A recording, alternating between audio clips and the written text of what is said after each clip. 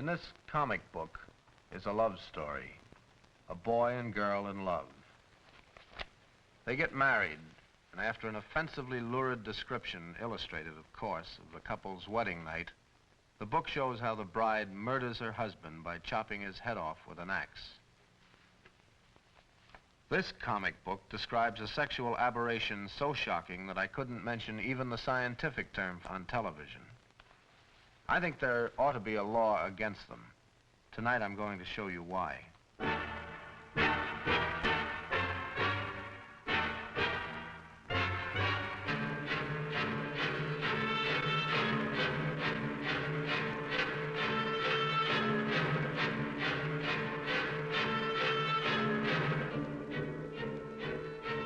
Confidential File.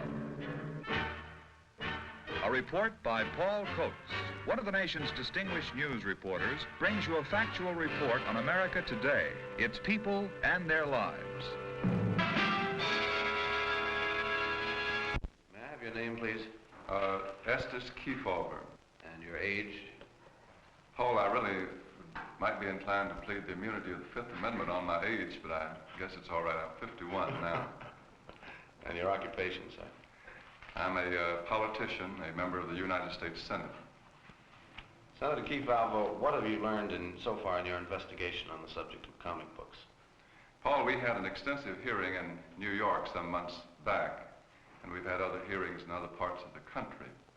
I was amazed to find the number of comic books being published each month in the United States. We found about 100 million. Of these 100 million going out, approximately 80 million are all right. They're funny, entertaining. Some of them are educational. But about 20 million were of the horror and crime type in which we are particularly interested. And this comic book business is really big business. Well, what about the effect of these comic books on the children? All of our testimony from psychiatrists and children themselves show that it's very upsetting, that it has a bad moral effect, and that it is directly responsible for a substantial amount of juvenile delinquency and child crime. Are there presently comic books in publication that you feel are harmful to children? Yes, there are still some, although not as many as there used to be. The industry, you know, has appointed a czar. They have a code. Mr. Murphy is in charge of the code operation. They submit their comic books to him, and he passes on them. They're now not supposed to show crime and horror in their comics. Do you feel that legislation to control this type of comic book, this harmful comic book, is indicated? Yes, I think some legislation would be helpful. Legislation regulating, tightening up the mail statutes, and regulation breaking up the tie-in sales. But I'm not in favor of a so-called censor legislation outlawing comics altogether. Well, what do you think are the dangers to our constitutional rights in this type of legislation, Senator? I think the dangers are that if you start censoring comic books, it might lead on to censoring other things, and it might encroach upon our constitutional freedom of the press. And after all, Paul, the only way that you can really stop this kind of thing is to arouse public opinion. If the people in a section decide they don't want these horror and crime comic books sold, read by their children, if they will become adamant and vigorous about it, they will just not be sold in that section. That is the best guarantee.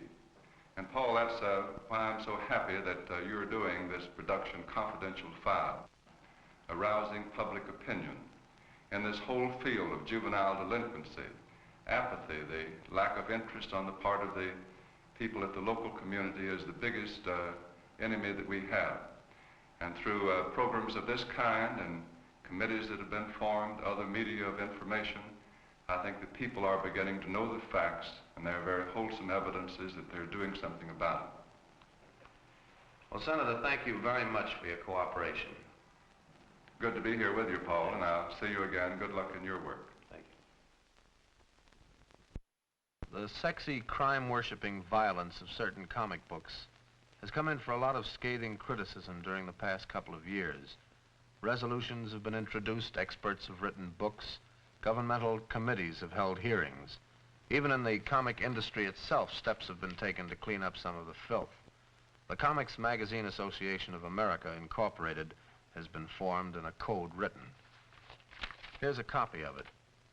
The code sounds fine, and they've appointed a czar to enforce it. But the undesirable comic books haven't disappeared from the newsstands of this country. Why? I'll tell you exactly why. Because no action has been taken by the most powerful influence in America, the people, you. Many of the publishers are already out of business, but there's an immense backlog still in the warehouses and on the newsstands. Unless the individual communities find out where they are and get rid of them, these books will be around for years. There are about 60 million, that's 60 million comic books published every month in the United States. But those figures are really quite misleading. In a minute you'll see why.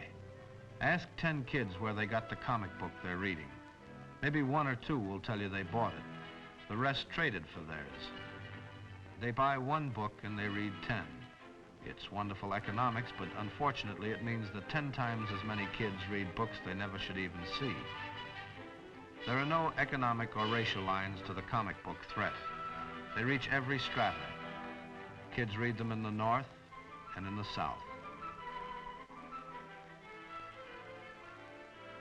Stories like The Human Hyena,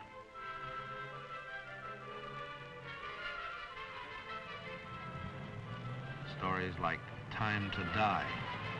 They read them in living rooms in Dubuque and alleys in Manhattan. They read them in tree houses. They read them tucked into their notebooks in classrooms. And at night they dream about them. One glance is enough to tell you that this boy just got out of school for the day. And why shouldn't he be happy? Until supper time, he can do anything he wants to do. He's free. And he knows exactly how he'll while away the hours. He'll spend a nice, quiet afternoon with a comic book. I think it's important to note here that the comic book wasn't just an anti-boredom measure. He could have played baseball, but he chose the comic book instead.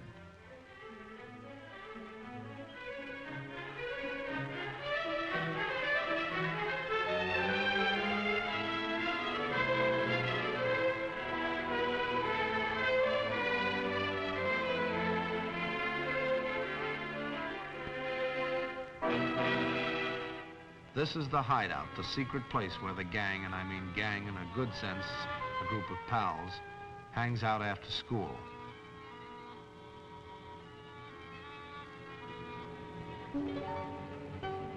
It's part of growing up. It's the environment in which you learn to cooperate with your peers without interference from authority.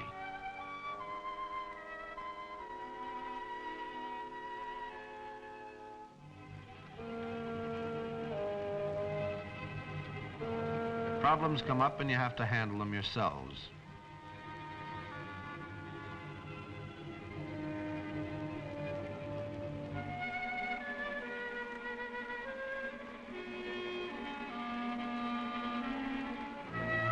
When I was a boy and played with the gang, we did a lot of things. We roasted potatoes and went on expeditions. We tipped over garbage cans now and then. We wrote nasty remarks about the teacher on the sidewalk. But we never spent an afternoon sitting around like this, reading. What a wonderful thing this would be if they were reading something worthwhile, something that would stimulate their desires to build and to grow.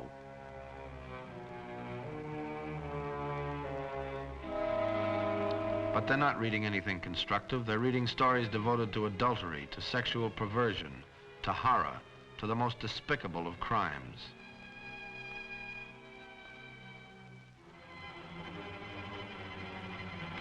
The corpse that came to dinner.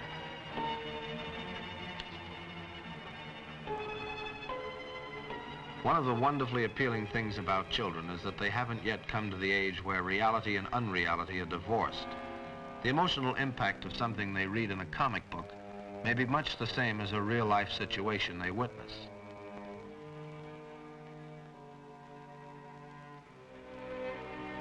This one's a poem. I think you should hear it. The draining rain sprays the pane tenderly. The whistling wind winds round the weeds tenderly. And I come to you with arms out wide and one thought inside of me. So I take your lips, I take your heart tenderly. Maybe you can accept this fact, maybe not. But it is a fact, and I'll prove it to you later in the program. Horror and crime comics upset kids. I'm not talking about any subtle distortion of their emotional makeup. I think that occurs too. But there's a more noticeable, immediate effect. You can see the tension develop as the story gets more gruesome. And if it's a bad one, the kid is a mass of jangled nerves by the time he's through it.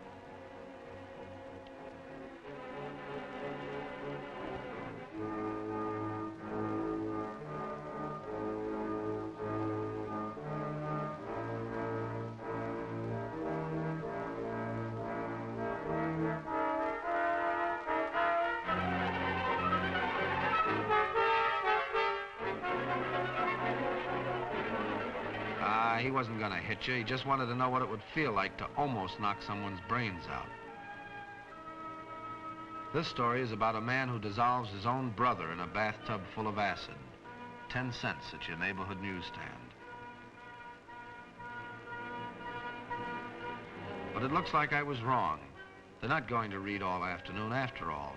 They've got a great idea for a game. Everybody can play. In this kind of a game, the more the merrier. Even the little guys are invited.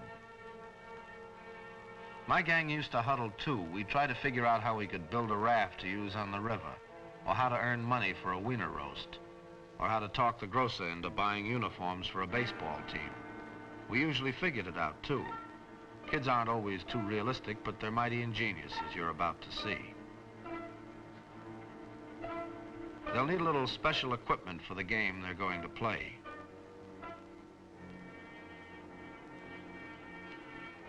And they need one more man, preferably a small man. They promise him he'll be the star of the game, and they're telling the truth. They're also telling the truth when they say it's the most exciting game he's ever played. And this is the beginning of a game of violence. They didn't think it up all by themselves, of course. They had an excellent manual, a regular do-it-yourself pamphlet, a crime and horror comic book. And they learned their lesson well. I'm not suggesting that comic books instilled violence in the minds of these boys. I've never heard any responsible person suggest that. What I am suggesting is that crime and horror comic books stimulate outbursts of destructive violence that might otherwise have been channeled into much less antisocial activity.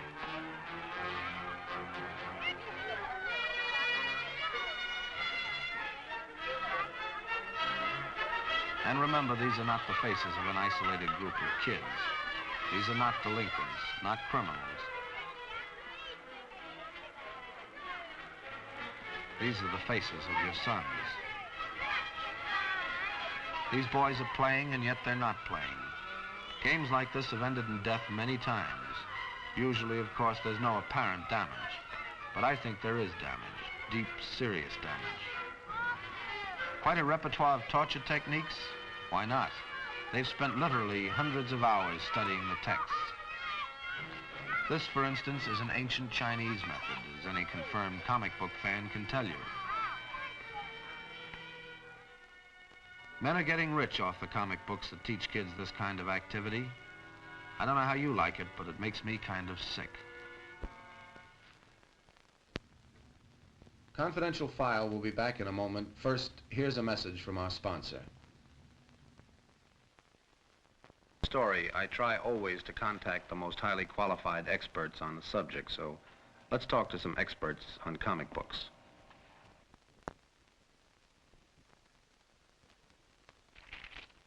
And your name, son? Bernie Kenner. And how old are you, Bernie? 15. 15. And you read comic books too, Yes. don't you? Do they bother you in any way? At first they did. How'd they bother you? It was bad dreams at night. Used to talk in my sleep. Used to talk in your sleep? Yes. Tell me about some of the stories you've read in comic I read books. this one about this lady. She always liked diamonds, so she used to date these men and used to buy her diamonds, and then she killed them. I didn't follow you. The men would buy her diamonds? And then she used to take them home and kill them and bury them in the basement. This kept going on for about a year, and the basement's all full of graves. There's only room for one more grave.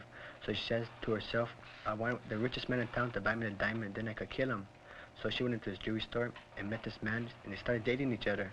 So the man bought the diamond, and they went home. Then she put a knife on him, but the man took it away and killed him. And they went downstairs, and the man buried her. And then he came upstairs, and he said to himself, "You see, darling, I'm not a collector of diamonds, but of hands." And he cut off her hands. That made you pretty sick. Yes. I can believe that. All right, Bernie, thanks a lot. You're welcome. May I have your name? Ronald Kirahara. Talk up a little bit, huh? Ronald Kirahara. And how old are you, Ronald? 12. What do you think of comic books, Ronald? They're all right, but they scare me. They scare you? Yes. Why do they scare you? Tell me about how they scare you. Well, when I sometimes read them, I go to at night when I sleep, I dream. Mm-hmm. And so once I dreamt that this Martian from Mars came after me, and I woke up real fast. Mm-hmm. And this was after you'd read one of these horror comics, huh? And does your mother know that these comic books upset you when you read them? No. Doesn't realize that, huh? Tell me about some of the stories you read in comic books, will you, Ronald? Well, I read this Frankenstein. He was at this old man's house, and he was a friend of this man. So one day, these two men came in, and they killed him. So Frankenstein, he killed them, and then he buried the old man. And then later, anyone that touches the tree would be killed. The tree, was the old man buried under the Yes. tree? I see. And so one night, this young couple, they were in love, so they carved a heart on a tree. And when he saw that, he killed them and hung them on a tree, and the birds, they picked at him. The birds picked at them? Yes, till they died. Uh-huh. All right, Ronald, thank you very much.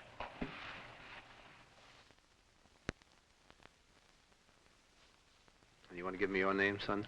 David Freeman, And how old are you? 11. Tell me how comic books make you feel, Dave. Well, they don't make me feel too good. A couple of times I read a comic book, I threw up. Can you tell me a story that you read in a comic book? Yes, I read a story about this baseball game, and this man, he was losing his team for the pennant, and he tried to kill this guy, put some poison on his shoes, and when he went to first base, he cut the guy's foot, and poison got into his foot, and he died, and the team found out.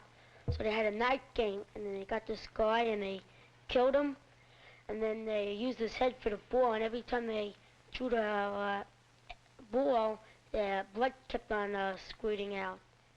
And they used his feet for the bat, and they used his insides for different bases and outline of the game. Do your folks know that you read these comic books? No, but my friends, they gave it to me. You know, they let me read a couple. You mean you're not allowed to have them in your home? No. And you get them from your pals? Yes. Where are you from, Dave? Brooklyn, New York. Brooklyn. Mm-hmm. Okay, thank you very much. Okay.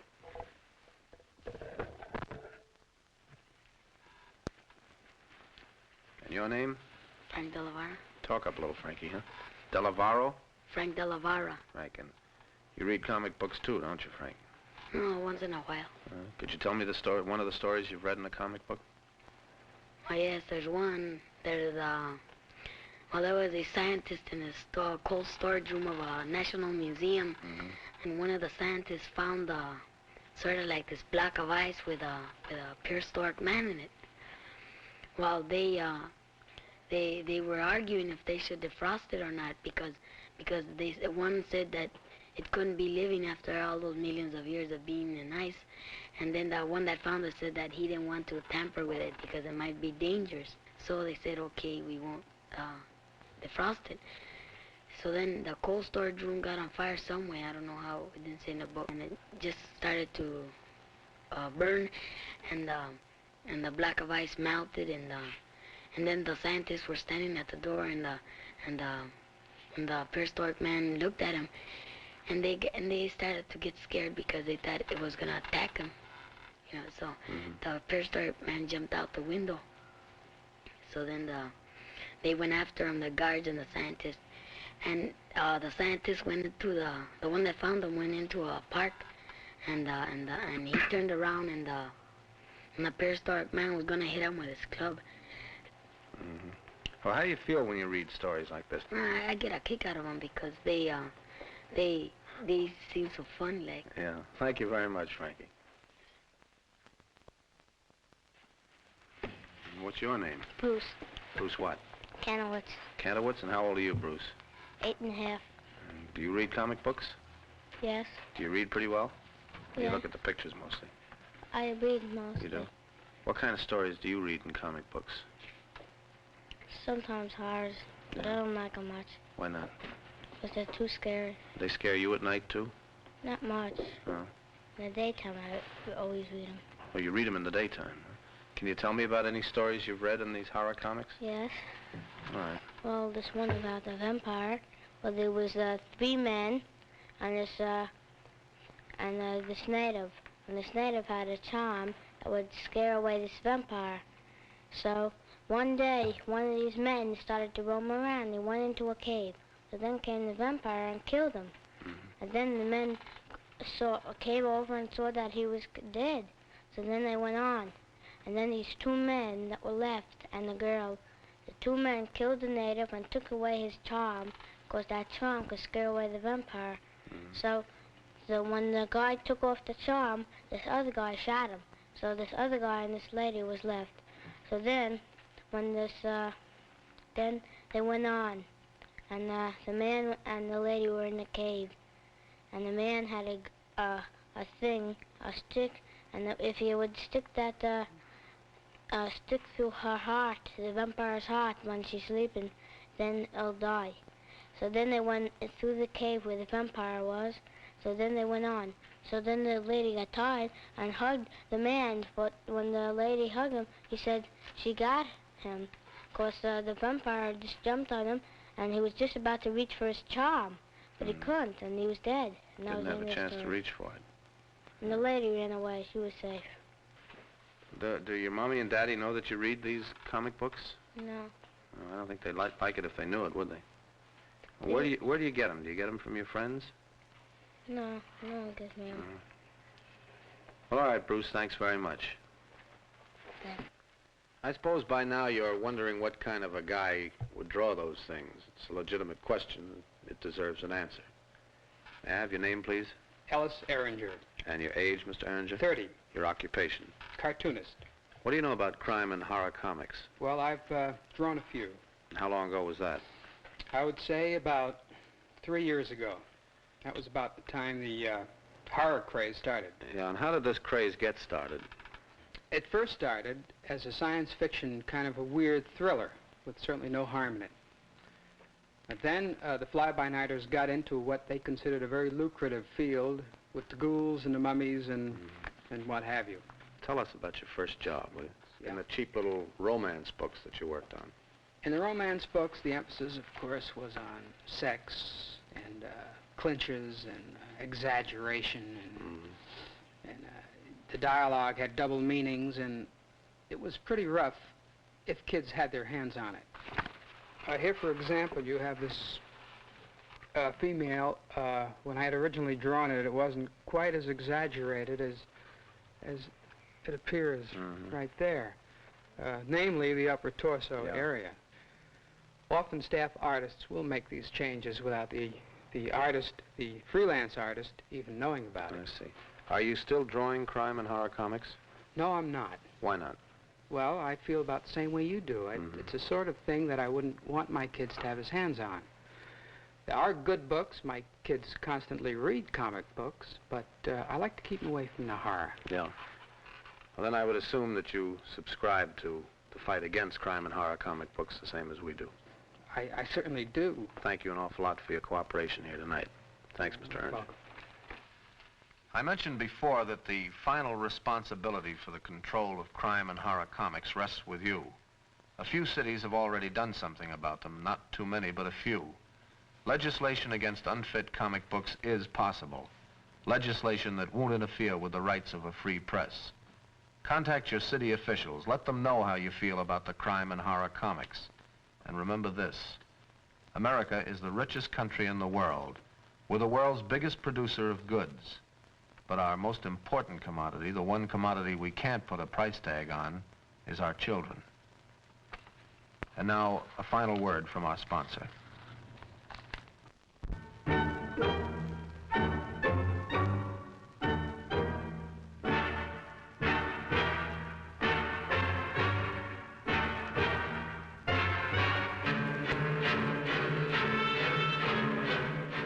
have just witnessed another authentic report by Paul Coates, distinguished columnist and news reporter. These factual reports are brought to you each week by this station. They reflect those of station or sponsor.